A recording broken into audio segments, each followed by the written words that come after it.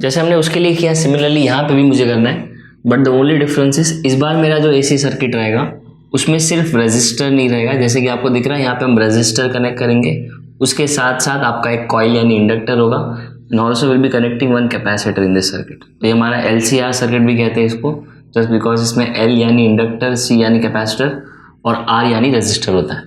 So in this LCR circuit यहाँ पे हमने तीनों को पैरेलल में कनेक्ट किया है और AC कनेक्शन दिया है। इसके अंदर हमको फाइंड करना है पावर कितना है। तो ये पावर कैसे फाइंड करेंगे, जैसे पिछली बार किया था सेम वैसे ही। So we need to find power for my R, L और C LCR सर्किट के लिए। सो पहले हम फाइंड करते हैं पावर कितना होगा।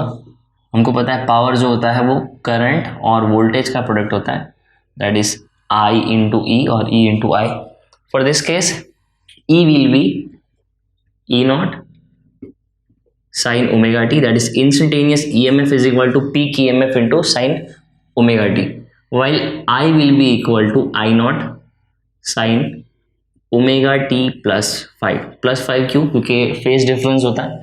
हमने वो फेजर डायग्राम बनाया था, इसके लिए हमने देखा था कि आपका E और I दोनों सेम फेज में नहीं है। सो हमने यहाँ पे फेज डिफरेंस भी कंसिडर किया है, which means P can be written as, अब I और E दोनों की वैल्यू अगर हम यहाँ पे पुट करें तो मुझे मिलेगा I not sin omega t plus 5 into E not sin omega t। सो इसको थोड़ा सा एडजस्ट करते हैं, this will B I not E not sin omega t into sin omega t plus 5। Okay, so far so good. तो हमने अभी तक फिलहाल ज़्यादा कुछ नहीं किया, वो सारी वैल्यूज पुट की, थोड़ा सा एडजस्टमेंट किया है। बट अगर आप यहाँ पे देखो तो यहाँ पे हम एक फॉर्मूला अप्लाई कर सकते हैं। The formula is sin A plus B, which can be written as sin A cos B plus cos A sin B। So इस फॉर्म के हिसाब से अगर हम इसको एक्सपांड कर रहे हैं, my power will be, power is equal to E naught I naught. अब यहाँ पे sin ओमेगा t तो बाहर है, sin omega t, and after expanding this what we get is, इसको हम ब्रैकेट के अंदर ही रखते हैं पूरे को। सो एक्सपांड करके इसको मुझे मिलेगा sin omega t cos 5, plus minus होता है, यहाँ पे प्लस ले रहा हूँ क्योंकि बीच में प्लस है, और मुझे यहाँ मिलेगा cos ओमेगा t sin 5।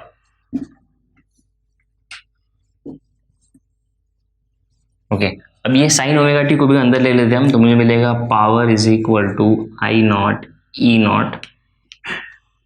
सो इसको फिलहाल तो ब्रैकेट के बाहर ही रखता हूँ, मुझे अंदर मिलेगा sin omega t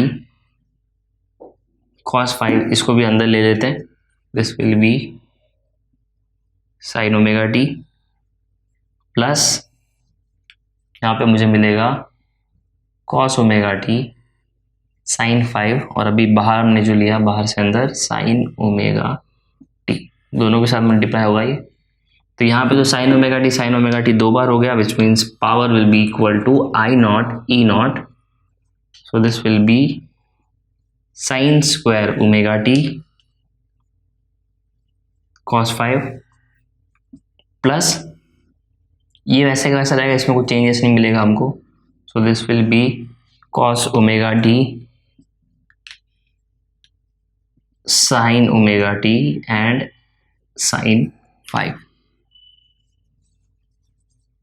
so this is my power. अब पिछली बार जैसे हमने P एवरेज निकाला था, अब भी हम P एवरेज ही निकालेंगे। तो P एवरेज निकालते हुए हमको ये पावर का वैल्यू काम लगेगा, तो हम इसको लिख देते साइड में। So power is equal to I not E not sin square omega t cos 5 plus sin omega t cos omega t, और यहाँ पर आएगा हमारा sin 5। तो इसको जरूरत पड़ने पे यूज करेंगे हम। Okay, so our next step will be to find P average. चूंकि ये हमारा इंस्टेंटेनियस पावर है, ये वेरी करते रहेगा टाइम के साथ साथ। सो हमको चाहिए एवरेज पावर, वो भी एक साइकिल के अंदर। So formula for P average is work done in one cycle upon time period for one cycle.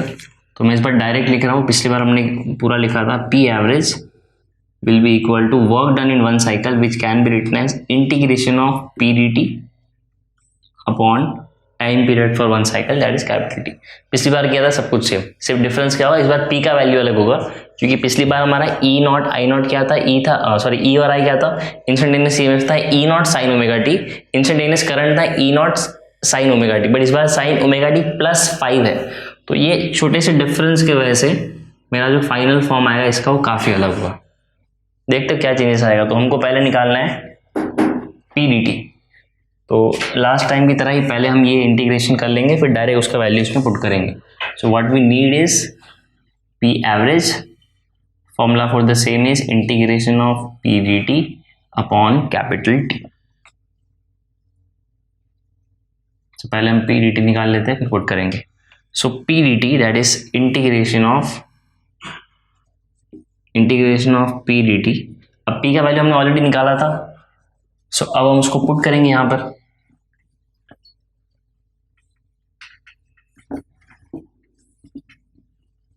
कौन सी वैल्यू को, ये वैल्यू को। So limits for this case will also be from 0 to capital T.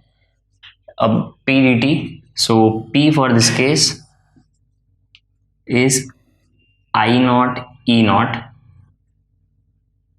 Sign square omega T cos 5 plus sine omega T cos omega T sine 5। ये पूरा P का value put किया है और यहाँ पे साथ में आएगा डी टी। तो डी टी अभी बाहर है, डी टी को हम अंदर लेंगे। उसके पहले ई नॉट आई नॉट हमारा कांस्टेंट है, which means integration of 0 to T. अब इसके बाहर हम यहाँ पे ई नॉट आई नॉट पहले ही ले लेते हैं। अब जब हम डी टी अंदर मल्टीप्लाई करेंगे, सो मुझे दो टर्म मिलेंगे, sine square omega T cos 5 D T plus sine omega T cos omega T sine 5 D T. So मुझे दोनों को इंटीग्रेट करना पड़ेगा।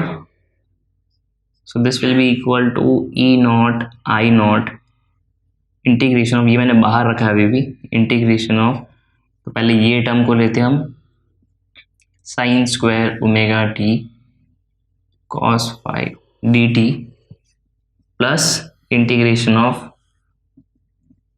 Sign omega T cos omega T sine 5 D T. Bracket इसलिए रखा है क्योंकि हमारा अभी भी ई नॉट आई नॉट बाहर है। So this will be equal to E not I not. अब यहाँ पे cos 5 मेरा टाइम के साथ वेरी नहीं करेगा, विच मीन्स cos 5 को हम बाहर ले सकते हैं।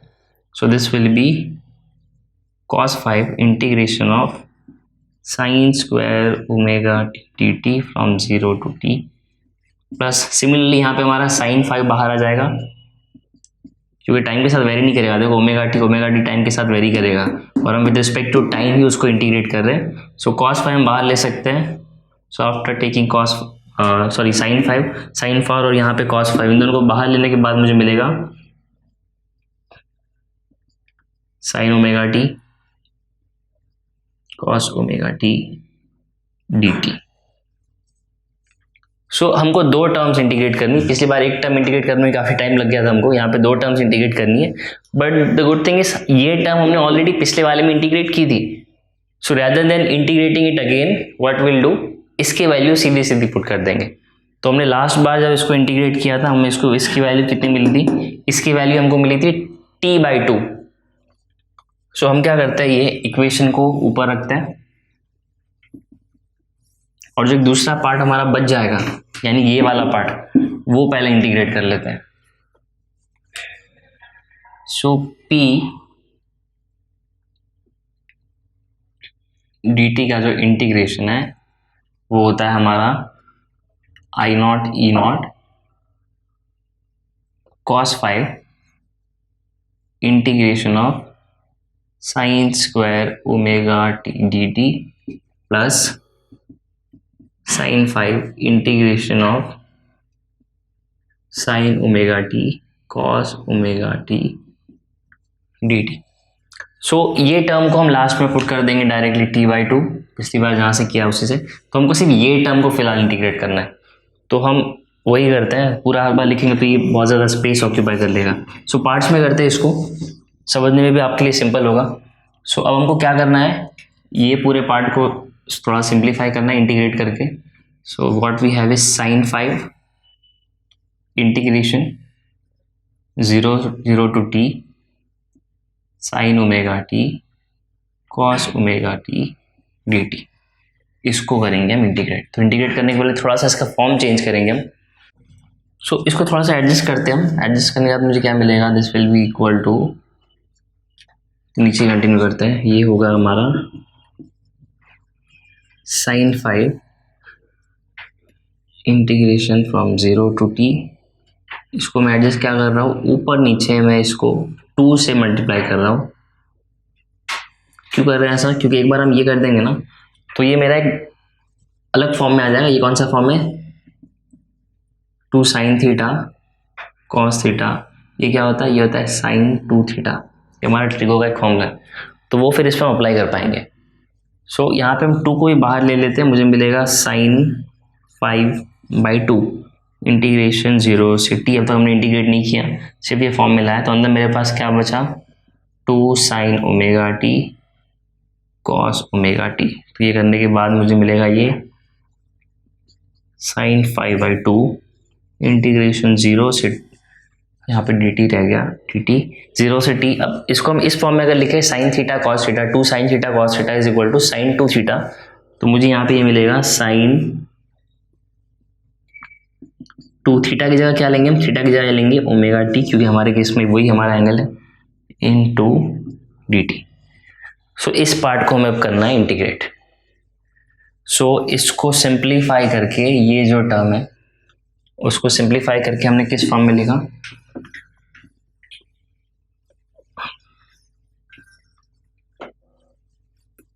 Integration of P D T is equal to I not E not. ये अभी भी बाहर है पूरा, cos 5। ये पूरे का इंटीग्रेशन हमको पहले से पता है, तो मैं डायरेक्टली इसको t/2 लिख देता हूँ। This will B t/2 plus sin 5/2। ये जो पूरा हमने निकाला था, इसका इंटीग्रेट छोटे से पार्ट को थोड़ा फॉर्म चेंज किया था, वो हम यहाँ पे लिख रहे हैं। तो ये मुझे मिल जाएगा इंटीग्रेशन 0 से लेके t तक। सो नीचे जो लिखा था उसको हमने यहाँ पुट कर दिया, that is sin 2 omega t dt। ठीक है। सो अब हम ये वाले पार्ट को सिर्फ सॉल्व करके पुट कर देते हैं इसके अंदर, बाकी सब वैसे वैसे रखा हुआ है हमने। Integration of sin 2 omega t dt, limit है हमारा 0 से लेके t तक। तो सिर्फ इस पार्ट को हम सॉल्व कर रहे हैं फिलहाल। सो sin 2 ओमेगा t हो जाएगा, साइन का इंटीग्रेशन होता है माइनस कॉस, तो उस हिसाब से मुझे मिलना चाहिए minus cos 2 omega T upon 2 omega 0 से लेके t तक। सो ये हमने कर दिया इंटीग्रेट, और ये 0 से लेके t तक जो था, ये इसका लिमिट भी पुट कर देते हैं हम। सो ये लिमिट पुट करने के बाद मुझे मिलेगा minus cos 2 omega T by 2 omega minus minus, पहले से एक माइनस साइन है यहाँ पे, तो ये मुझे मिलेगा कॉस 2 ओमेगा इनटू 0। टी का वैल्यू 0 पुट किया हमने अपॉन 2 ओमेगा। सो ये मुझे मिलेगा minus cos 2 omega T by 2 पाई। ये माइनस माइनस हो जाएगा plus, which means this will B cos 0, क्योंकि ये पूरा टर्म 0 हो जाएगा 0 से मल्टीप्लाई होने के बाद। Now unless like last time जब हमने वो साइन लिया था तो साइन 0 पूरा 0 हो जाता, बट यहाँ पे कॉस है तो कॉस 0 0 नहीं होता, कॉस 0 1 होता है, विच मीन्स ये आपको मिलेगा कॉस 2 ओमेगा टी, आपका ये कैपिटल टी है, प्लस 1, और यहाँ पे जो नीचे 1/2 ओमेगा है वो दोनों में से मैंने ले लिया कॉमन। अब हम यहाँ पे क्या करते हैं, जो यहाँ पे कैपिटल टी है उसको हम पुट करते हैं 2 पाई बाई ओमेगा, जैसे हमने लास्ट टाइम किया था, since T is equal to 2 pi by omega, omega is equal to 2 pi by T, तो हमने यहाँ पे पुट किया +1 1/2 पाई। अच्छा यहाँ पे माइनस साइन था जो छूट गया, तो भी पुट कर देता हूँ मैं। ओके, सो यहाँ पे मुझे क्या मिलेगा, ओमेगा ओमेगा हो जाएगा कैंसिल, और ये मुझे मिलना चाहिए is equal to minus cos 4 pi + 1, और बाहर मुझे मिल रहा है 1/2 ओमेगा। ओके, सो अब ये फाइनली बोल सकता हूँ मैंने इंटीग्रेट कर दिया। अब एक लास्ट स्टेप, cos 0 होता है 1, राइट। सो अगर वापस जो पिछली बार हमने देखा था cos 0 होता है 1, अगर मैं यहाँ से एंगल ट्रेस करते हुए अगर यहाँ से स्टार्ट करता हूँ, सो मेरा एंगल बढ़ते जाएगा, दिस विल बी 90, जिसको π/2 बोल सकता हूँ, 180 पाई, ऐसे करते करते एक बार पूरा घूम के आया 360 डिग्री, दैट इज 2 पाई। तो यहाँ पे हमारे पास ये 4 पाई, मतलब मैं 2 सर्कल लेके वापस इसी जगह पे आऊँगा, विच मीन्स इसका वैल्यू भी मुझे कितना मिलना चाहिए, cos 2 पाई भी होगा मेरा 1, cos 4 पाई भी मेरा होगा 1। तो मैं सिंपली इसका वैल्यू 1 पुट कर सकता हूँ, बट सिंस आगे एक माइनस साइन है तो मैं इसका वैल्यू कितना पुट करूँगा, -1। सो -1 + 1 इंटू 1/2 ओमेगा। सो -1 + 1 कितना हो जाएगा, -1 + 1 हो जाएगा 0, एंड 0 इंटू 1/2 ओमेगा कितना हो जाएगा, ये भी हो जाएगा 0। सो इतना सब सॉल्व करने के बाद फाइनली मुझे ये जो पार्ट है उसका इंटीग्रेशन कितना मिला, 0। सो इसको हम पुट कर देते हैं। ये सारा कर लेने के बाद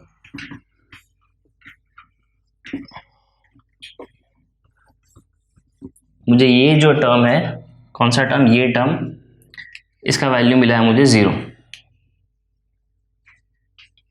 सो अगर इसको भी हम इसमें पुट कर दें, अगर ये आपका 0 है तो आपको ये क्या मिलेगा, integration of P D T is equal to I0 E0, अभी ब्रैकेट के बाहर है, cos 5t/2 प्लस sin 5/2, अब ये पूरा वैल्यू तो 0 है हमारा, into 0।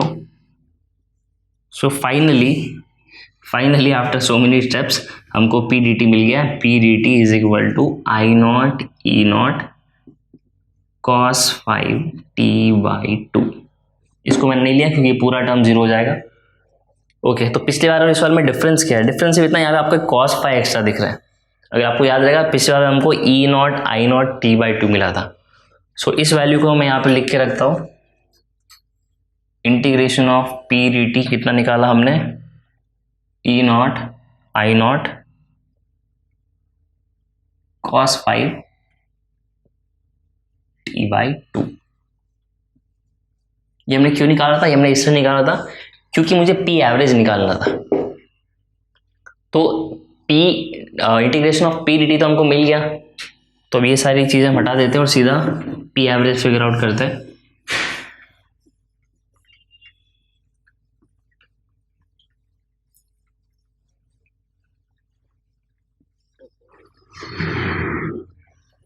Okay, so what was my P average? P average was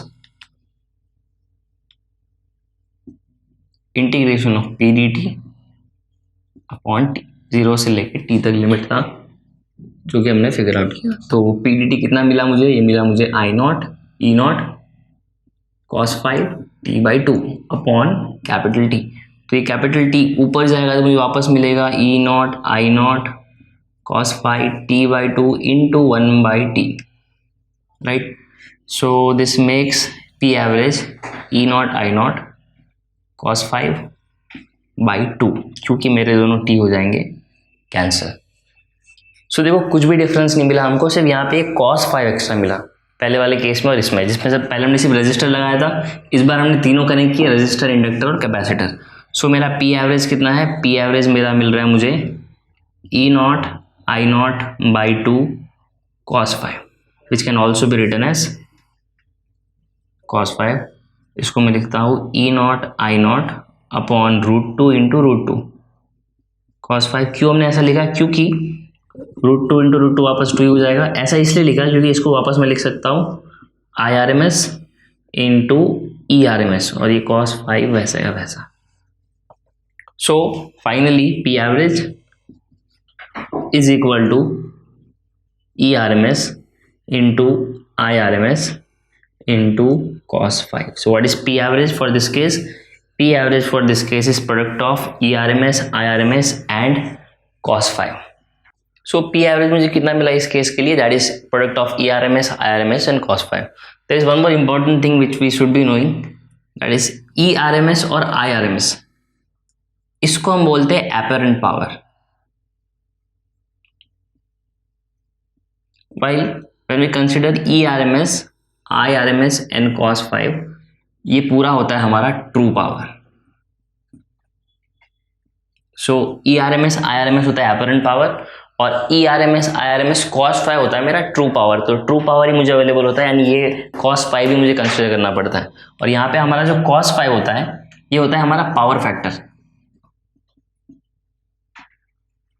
so power factor के बेसिस पर डिसाइड होता है कि आपका एक्चुअल पावर कितना और एपरेंट पावर कितना है, ट्रू पावर कितना और एपरेंट पावर कितना है। सो ERMS IRMS apparent power, ERMS IRMS into cos 5 true power, and this term cos 5 that is power factor.